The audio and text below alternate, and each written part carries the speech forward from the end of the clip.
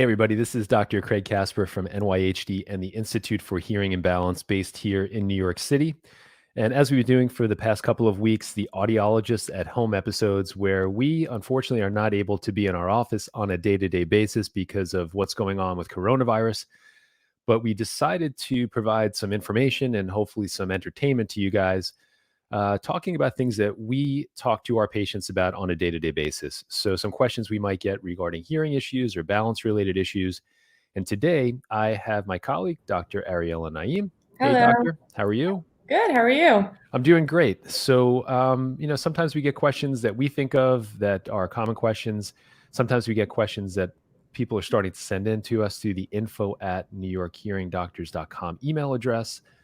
Today, it's not really a question per se, but it's more of a guide, some guidelines that you have for basic use of hearing instruments, and maybe even some quick tips that you might have for us. So what I'm going to do is I'm actually going to back out of the feed here for a bit, and I'm going to let you Okay. take over, and then I'll come back in at the end.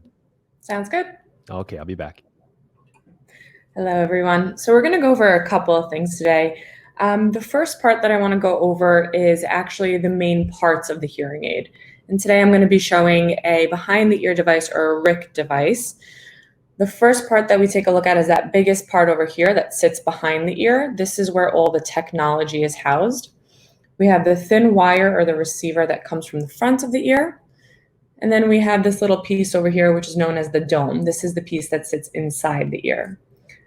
The first question that I typically get from my patients is, how do we know the difference between right and left device? If we take a look on the back of the hearing aid, you see that red coloring over there, and we have the blue coloring over there. The easiest way to remember is red, right, RR, and then blue, left. So another thing that I want to kind of go over is, what is the best way, or how do we properly put the hearing aids on our ears? And there are two main ways. The first way is to put the piece behind the ear and then put the dome in the ear. And I'll go over that first. But before we do that, I just want to point out, on most RIC devices, not all of them, but most of them, you'll notice that there's a tiny little curve to the back of the device that's going to follow the curve behind your ear. And the easiest way to think about this is that you want to slide this piece behind the ear, kind of like you're sliding a pen behind your ear. And I'll show you exactly what I mean. So over here, I have my right device with a little red indicator. And we're going to slide this piece right up top over here. And the best thing to remember is that you want that piece sitting at the top of the ear, not at the bottom, right at the top. So we have our little dome hanging over there, and I'm going to guide that dome into the ear. So first things first, that piece is sitting right up top. And the next and most important thing is that you want to make sure that that wire is sitting flush against the ear. That will make sure that there's proper retention to the ear so that you don't lose the device. And also you'll be hearing well. When we have the dome closer to the eardrum, that'll make sure that you're hearing as well as you should be.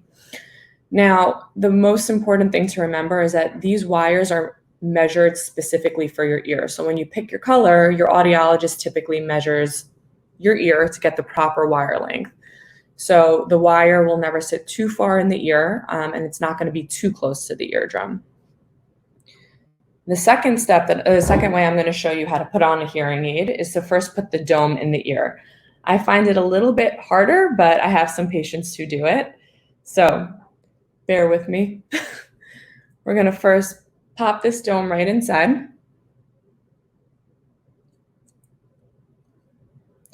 And then we're going to flip the hearing aid right up.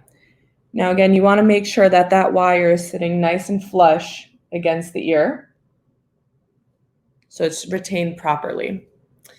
There are also two ways to take off the hearing aids. So the first way is to take the dome out of the ear. So right by that wire that's sitting against the ear, you want to first take the dome out and then guide the piece out from your ear. And the second way is to take the piece behind your ear first and then guide the wire out. Now, these are really, really durable, so I don't want you to be afraid of pulling too hard. And those are basically how we put them on and we take them off. Now, I also, just a quick tip, when you're wearing these types of devices, the microphones are housed on the piece that sits behind the ear. So a lot of patients, especially when they're wearing a closed dome, if they put their phone to the ear canal, the sound from the phone is being fed into the ear canal where it's closed off. So I'm going to give you a little quick tip. I'm going to put my right hearing aid back on.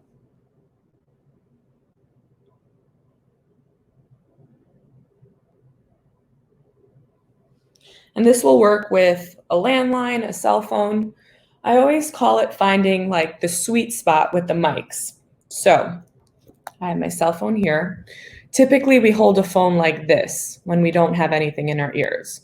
I actually suggest kind of shifting the phone up right to the top over here.